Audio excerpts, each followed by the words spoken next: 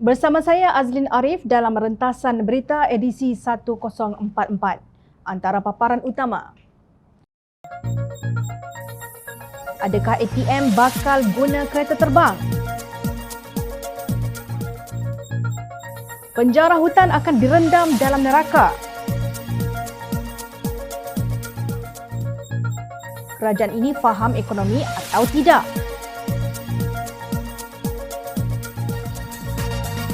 Kemah besar tanpa pejuang.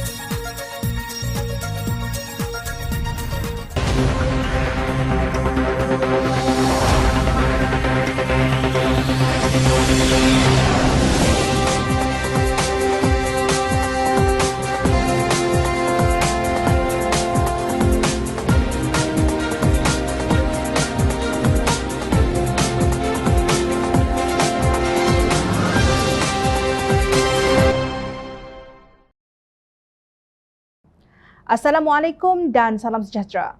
Perdana Menteri Keluarga Malaysia Datuk Seri Ismail Sabri sekali lagi menggemparkan dunia media sosial apabila melantik seorang yang terkenal dengan projek kereta terbang sebagai pengerusi bukan eksekutif kumpulan Boston. Dengan pantas, Timbalan Menteri Pertahanan dalam era pentadbiran Pakatan Harapan Liu Chintong tampil menyuarakan kebimbangannya. Sebagai mantan Timbalan Menteri Pertahanan yang memahami gerak kerja dan pentadbiran Boston Holdings Berhad yang merupakan sebahagian daripada Lembaga Tabung Angkatan Tentera LTAT, saya terkejut dan amat bimbang dengan pelantikan bekas Menteri di Jabatan Perdana Menteri Tugas-Tugas Khas Datuk Seri Muhammad Rizwan Mat Yusof sebagai pengerusi bukan eksekutif kumpulan Boston, katanya dalam satu kenyataan. Adakah kebimbangan Chintong ini berasas? Kita rentas dahulu pandangan pengerusi DAP Negeri Johor ini. Menurut beliau, pelantikan ini merupakan scheme of things baharu yang tidak sepatutnya berlaku.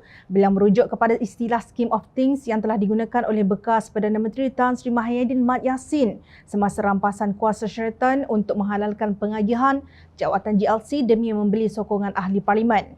Semasa era pentadbiran Pakatan Harapan, Perdana Menteri Tun Dr. Mahathir Mohamad dan Menteri Pertahanan Muhammad Sabu telah menyatakan dengan jelas bahawa pengurusan LTAT dan Boston perlu diterajui pihak profesional dan bukan ahli politik, kata Chintong. Sebelum ini, jawatan tersebut dipegang oleh bekas Menteri Besar Johor, Datuk Seri Muhammad Khalid Nordin yang telah meletakkan jawatan pada 4 Ogos 2021 sebagai bantahan terhadap pentadbiran Mahyidin. Kata Chintong, sebelum Khalid, orang yang sekian lama memegang jawatan pengerusi Boston ialah bekas Panglima Angkatan Tentera Allahyarham Tan Sri Ghazali Cik Mat. Chintong menyuarakan bantahannya berdasarkan keistimewaan ciri-ciri badan korporat tersebut. Tidak seperti GLC yang lain, LTAT dan Boston merupakan entiti unik yang mewakili kepentingan, pandangan dan perspektif Angkatan Tentera Malaysia, tegasnya. Mengimbas kembali sewaktu Pakatan Harapan menjadi kerajaan, beliau berkata, cita-cita kami ialah memastikan LTAT dan Boston dapat dibangunkan sebagai pusat pelaburan industri pertahanan baharu melalui transformasi berdasarkan Kertas Putih Pertahanan. Malangnya, semua ini telah dihancurkan oleh rampasan kuasa Sheraton. Beliau juga merujuk kepada kemelut yang dihadapi oleh Boston dan anak syarikatnya, Boston Shipyard, yang kini sedang bergelut untuk menyelesaikan projek Littoral Combat Ship LCS bernilai 9 bilion ringgit yang masih terumbang-ambing. Rizwan tidak sepatutnya dilantik kerana beliau tidak mampu menyelesaikan krisis besar yang dihadapi syarikat ini. Malah berdasarkan reputasi beliau yang dicurigai, ia akan memburukkan lagi keadaan, dakwa Chintong. Beliau dilihat mencurigai kebolehan bekas Menteri Pembangunan Usahawan tersebut mungkin berdasarkan kepada projek kereta terbang yang mendapat kecaman di media sosial. Laporan Jawatankuasa Kira-kira Wang Negara PAC mengesahkan bahawa projek kereta terbang yang selama ini didakwa sebagai inisiatif pihak swasta telah menerima suntikan dana daripada kerajaan sebanyak 20 juta ringgit menerusi kumpulan industri kerajaan bagi teknologi tinggi MITE. Kementerian Hal Ehwal Ekonomi mengesahkan dana itu telah disalurkan oleh VTSB Venture Tech Sdn Bhd subsidiari milik penuh MITE kepada ABSB pada 1 November 2019. Kata laporan itu yang boleh diakses menerusi portal rasmi PAC. Laporan PAC juga menyatakan Rizwan mengumumkan projek tersebut tanpa perancangan teliti serta tidak memaklumkannya kepada Kabinet. Selain mendapati ia adalah projek swasta, bukan projek nasional seperti diwar-warkannya. Rizwan juga mempromosi ABSB secara terbuka sebelum kerajaan melaksanakan pematuhan piawaian kewangan, hak milik intelek, kepakaran dan kapasiti membangunkan kereta terbang terhadap syarikat berkenaan. PAC turut mendapati AVSB membangunkan prototipe di Jepun kerana negara itu memiliki ekosistem dan kemudahan membina kereta terbang, sedangkan Rizwan memaklumkan syarikat itu menggunakan teknologi tempatan. Kementerian Perdagangan Antarabangsa dan Industri, MITI serta MIT juga tidak dirujuk langsung dalam menentukan hala tuju pembangunan mobiliti udara dan tiada undang-undang sedia ada berkaitan kawal selia dan penggunaan kereta terbang di Malaysia, jelas laporan itu.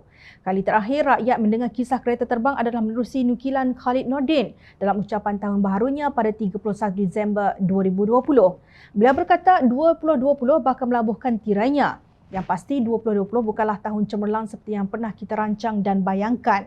Ia bukan tahun kita menyaksikan kereta terbang, tetapi tahun kereta pun tidak berjalan. Ia bukan tahun kita mencatat pertumbuhan ekonomi terbaik, tetapi tahun dengan rekod pendapatan dan pelaburan terburuk. Demikian tahap pencapaian Rizwan yang kini dilantik untuk menerajui Boston. Pelantikan beliau adalah satu penghinaan kepada Angkatan Tentera Malaysia dan ia harus dibatalkan serta-merta, tegas Cintong. Justru jangan ada yang kata Cintong berniat jahat terhadap Rizwan pula.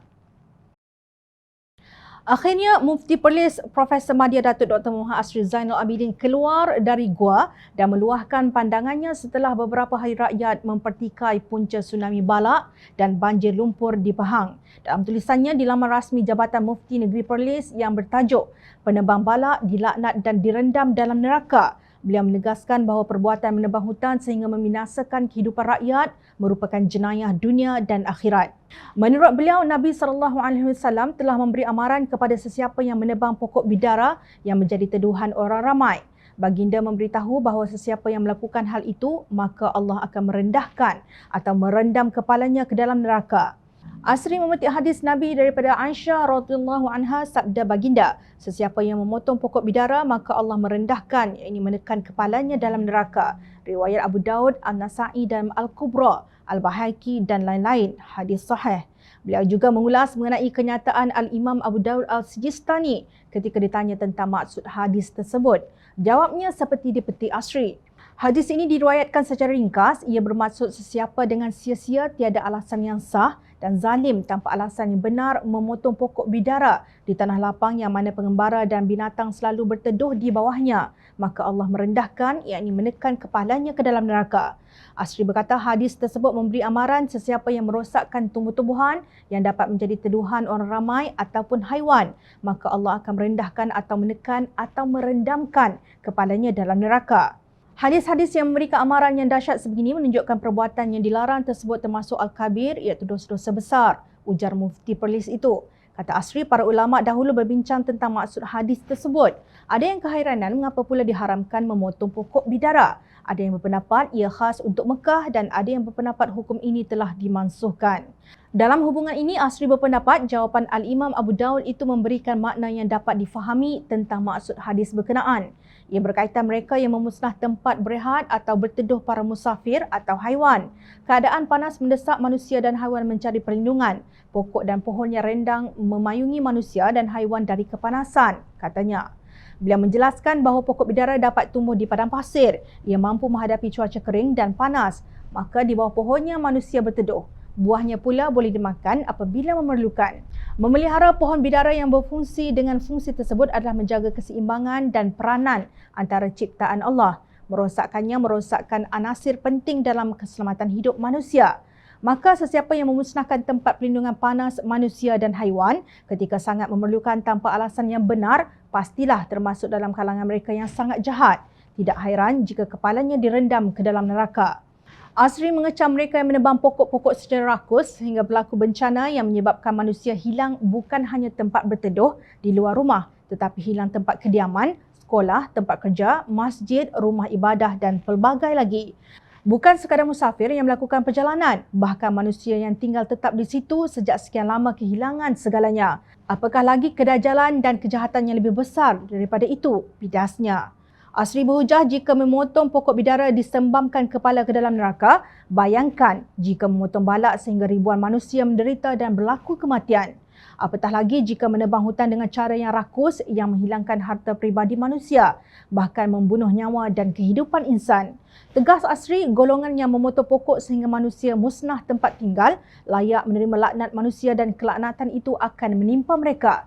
Ini seperti sabda Nabi SAW yang bermaksud, Takutlah kamu kepada dua perkara yang menyebabkan dilaknat. Sahabat bertanya, apakah dia dua perkara tersebut? Sabda baginda, orang yang membuang air besar di laluan orang ramai dan di tempat teduh mereka. Riwayat Muslim.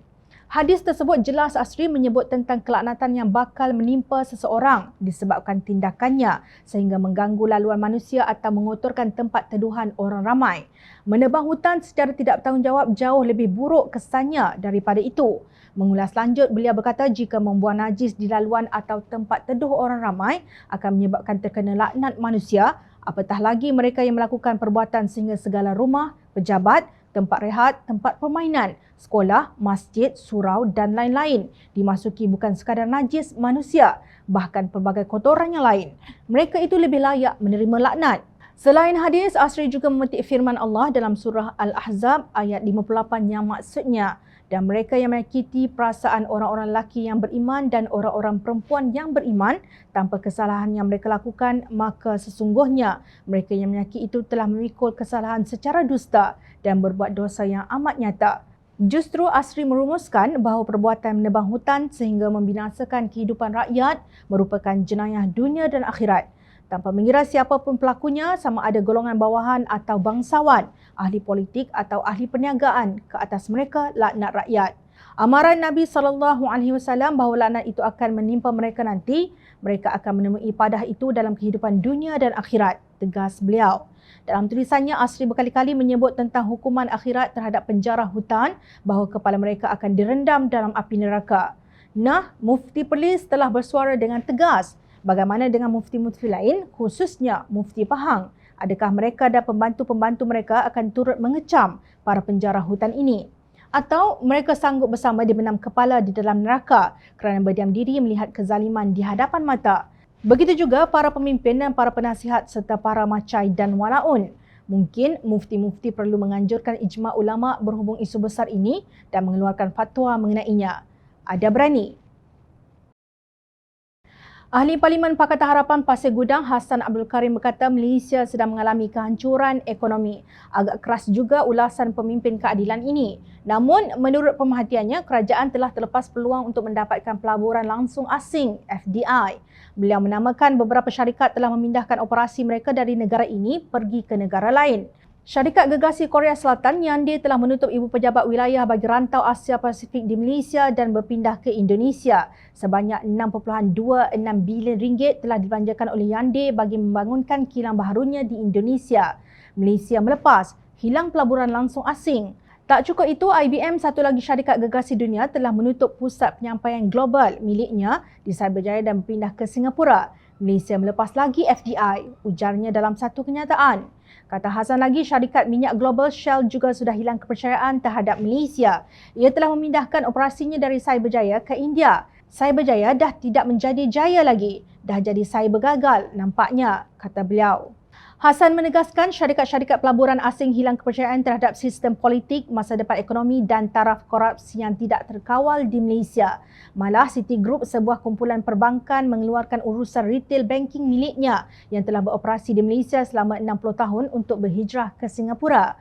Untuk tambah buruk, syarikat IT Jerman iaitu T-System telah menjual bisnesnya di Malaysia dan cabut lari dari Malaysia, katanya. Menurut beliau, Perdana Menteri Datuk Seri Ismail Sabri Yaakob dan Menteri Kewangan Tengku Datuk Seri Zafrul Abdul Aziz mengambil sikap membisu dan diam diri sahaja berhubung hal berkenaan.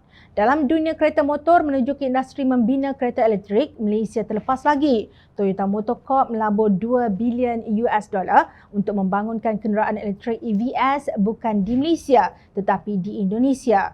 Malaysia tidak lagi ada daya tarikan FDI. Malaysia hilang dari radar bisnes antarabangsa, tegasnya. Menjadi parah lagi, kata Hassan, Zoom Video Communications memilih Singapura, bukannya Malaysia sebagai tempat pusat R&D dan pusat data baharu bagi rantau Asia Tenggara. Beliau mengeluh malang sungguh Malaysia di bawah kerajaan sekarang ini, sambil menambah bahawa Malaysia telah hilang dalam peta dunia niaga. Lihat saja Facebook, Lazada, Tencent, ByteDance, Alibaba tergamak tidak hiraukan Malaysia tetapi memilih Singapura lagi menjadi hub serantau bagi pusat strategik dan pusat datanya. Hassan turut mempersoalkan apa yang sedang dilakukan oleh Menteri Perdagangan Antarabangsa dan Industri MITI, Datuk Seri Muhammad Azmin Ali selama ini. Di mana silapnya Malaysia langsung tidak dipedulikan oleh syarikat-syarikat pelaburan asing? Soalnya, beliau menyifatkan Malaysia seperti sudah jatuh ditimpa tangga. Google dan Facebook telah pintas lalu Malaysia untuk projek berbilion ringgit aprikot iaitu kabel internet dasar laut sepanjang 12,000 kilometer. Kerana menurut beliau, dasar kabotaj Malaysia di bawah kerajaan sekarang gagal membuat keputusan tepat dengan cepat.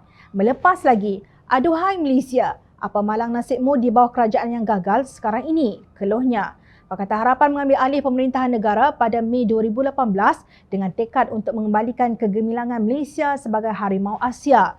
Walaupun dihalang oleh hutang yang menggunung, tinggalan kerajaan Barisan Nasional, antaranya akibat skandal kewangan One Malaysia Development Berhad, 1MDB, kerajaan Pakatan Harapan berusaha dengan jimat cermat untuk membina semula negara. Malangnya, langkah Sheraton pada akhir Februari 2020 telah membunuh segala usaha untuk memperbaiki ekonomi negara.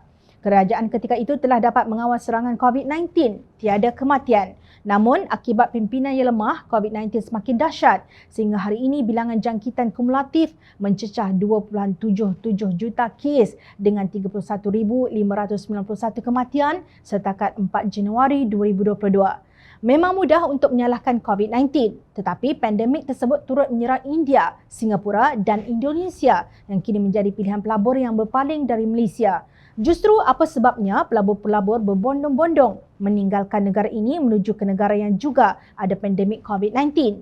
Adakah pelabur tidak takut kepada pandemik yang sama di negara berkenaan? Jom channel nampak puncanya hanya satu. Pelabur tiada keyakinan kepada pimpinan politik negara. Anehnya, pemimpin PNBN masih bermimpi bahawa ekonomi dijangka pulih pada 2022. Demikian kata Menteri di Jabatan Perdana Menteri Ekonomi Datuk Seri Mustafa Mohamed di Petik Seni Harian pada 13 Disember 2021 lalu. Mustafa menegaskan di bawah rancangan Malaysia ke-12 RMK-12, Malaysia menyasarkan untuk menjadi negara berpendapatan tinggi dan mempunyai kualiti hidup yang lebih baik menjelang 2025. Untuk mencapai misi tersebut, Mustafa berkata Malaysia perlu menarik pelaburan berkualiti tinggi dan tenaga kerja menjadi faktor penting untuk menjadikan negara destinasi pelaburan yang lebih menarik. Nak pelaburan berkualiti tinggi kononnya, yang ada pun sudah melarikan diri. Pemimpin seolah-olah tidak memahami ekonomi. Walaupun ramai menteri yang menjaga kementerian yang berkait dengan ekonomi dan penasihat-penasihat ekonomi. Bagaimana masa depan negara jika trend ini berterusan? Sudah dianggap, cemuhan Presiden Pejuang Datuk Seri Mukhriz Mahathir baru-baru ini terhadap Datuk Seri Anwar Ibrahim menerima balasan yang sama. Tangan yang berani menghunus keris maka perlu bersedia untuk tertikam dengan senjata sendiri, kata Ahli Parlimen Pasir Gudang Pakatan Harapan Hassan Karim.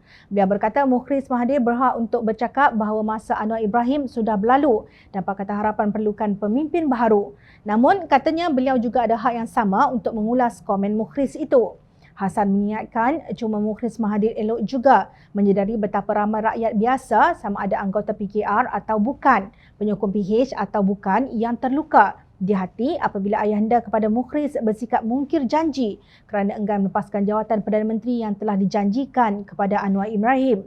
Katanya Mukhriz boleh cakap apa sahaja untuk memperkecil dan mempelekeh Anwar Ibrahim sebab pengerusi Pakatan Harapan itu berjiwa besar untuk terganggu dengan kata-kata yang dilontarkan oleh anak Tun Dr. Mahathir Mohamad itu. Menurut Hassan, Anwar melengkuk di penjara selama 11 tahun kerana berani bersuara untuk rakyat sedangkan Mukhriz tidak pernah mengalaminya walau semalam pun. Hassan menempela ahli parlimen Jenin itu yang hanya ada 4 ahli parlimen di seluruh negara, mempersenda dan memperkecil kekuatan sokongan Anwar Ibrahim yang mempunyai lebih 30 ahli parlimen keadilan dan lebih 90 ahli parlimen Pakatan Harapan keseluruhannya. Selemah-lemah Anwar Ibrahim yang dikatakan oleh Mukhriz Mahathir bahawa masanya sudah berlalu, hari ini dia masih menjadi Presiden Keadilan, pengerusi Pakatan Harapan dan Ketua Pembangkang di Parlimen. Manakala sehebat-hebat Mukhriz anak bangsawan ini, dia tidak dapat menyembunyikan fakta sejarah bahawa 2 kali dia dijatuhkan sebagai Menteri Besar Kedah di pertengahan jalan, sindirnya. Kata Hassan, beliau bukan suka sangat hendak menulis cerita-cerita seperti ini. Tetapi apabila Mukhriz Mahathir berani bersuara celupar dan kurang adab, maka dia perlu menerima ulasan seperti ini, tegasnya. Bukan itu sahaja yang disebut oleh Mukhriz, beliau juga bercadang akan meletakkan 120 calon di kerusi Parlimen. Katanya ia strategi untuk memenangi pilihan raya umum ke-15 dan membentuk kerajaan. Pada pilihan raya umum ke-14 ketika bersatu bertanding 52 kerusi Parlimen dan dengan jentera Pakatan Harapan, parti itu hanya berjaya memenangi 13 kerusi sahaja iaitu 25%. Agak-agak berapa kursi yang mampu dirampas jika pejuang bertanding sendirian? Jika kita gunakan sifir yang sama, pejuang akan mendapat 30 kursi parlimen. Sudah pasti, parti itu berharap akan dapat tambahan kursi yang mungkin dimenangi Warisan di Sabah. Itu pun tidak mungkin mencukupi walaupun Warisan memenangi semua 25 kursi Parlimen Sabah. Mustahil ia berlaku. Inikah parti yang dikagumi Ketua Amanah Bukit Bintang Ahmad Asri Talib kononnya memiliki singa Asia. Sehinggakan beliau membuat analogi pelepah pisang yang tidak gugur walaupun sudah tua sebagai menyindir bahawa Anwar wajar mengundurkan diri demi membina kemah besar yang diharap akan disertai pejuang. Cukup kita perhatikan tindak tanduk pimpinan pejuang seperti Tun Dr. Mahathir, Mukhlis Mahathir dan Ketua Pejuang Wilayah Persekutuan, Datuk Seri Khairuddin Abu Hassan. Siapakah yang ego? Ahmad Asri sebelum ini mendesak kepimpinan amanah dan parti-parti pembangkang yang lain mengambil ketetapan agar mewujudkan semula Pakatan Harapan Plus dan melantik pengurusi PH Plus yang baharu setelah Anwar gagal mendapat ahli parlimen majoriti pada Ogos tahun lalu untuk mengambil semula Putrajaya. Kenyataan beliau itu dikecam oleh Setiausaha Pemuda Amanah Terengganu Muammar Gaddafi Muhammad Nasir sebagai menyimpang dari semangat kemah besar dan juga Grand Coalition yang didokong oleh Parti Amanah. Kesaan yang boleh menimbulkan perpecahan dalam Pakatan Harapan ini sebenarnya tidak akan memberi keuntungan sedikit pun kepada Amanah dan Pakatan Harapan. Pimpinan atau mana-mana individu dalam parti seharusnya jelas hala tuju parti dalam satu-satu usaha, katanya dalam satu kenyataan. Menurut beliau, walaupun Anwar Ibrahim gagal membawa kembali mandat, namun kegagalan itu tidak seharusnya digunakan untuk menimbulkan lebih kerosakan kepada Pakatan Harapan. Kegagalan mendapatkan kembali kerajaan adalah tewas satu pertempuran, namun bukan peperangan besar pada pilihan raya umum ke-15 akan datang, ujarnya.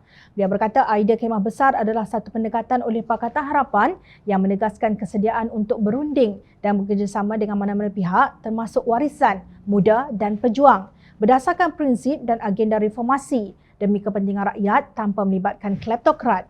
Walaupun idea ini tidak diterima baik oleh semua, namun rasionalnya masih boleh dilihat berbanding gesaan untuk menukar pengurusi tidak akan memberi apa-apa manfaat melainkan menimbulkan pergeseran dalaman Pakatan Harapan.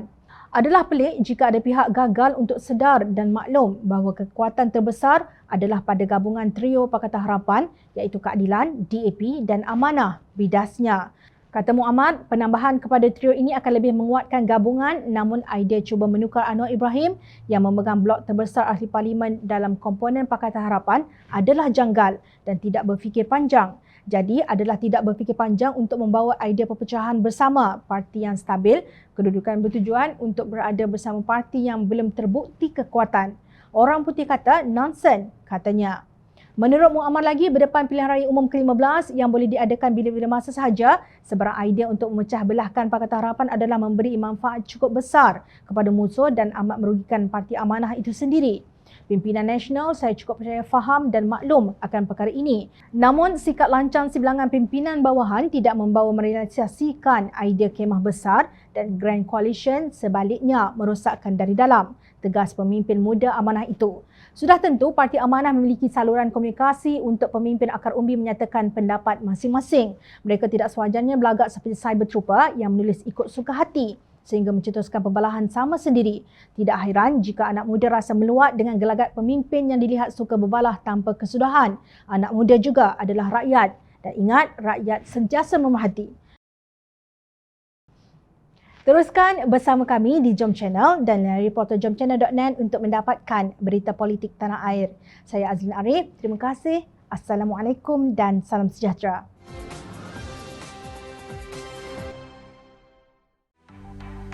Mencari maklumat dan berita politik yang bebas, kupasan yang tepat, panas. Dapatkannya secara eksklusif hanya di Jom Channel. Komitmen kami, rentasan berita Isnin hingga Jumaat. Berbicara dan isu semasa, kami garapkan secara langsung. Panel-panel berkaliber dan profesional.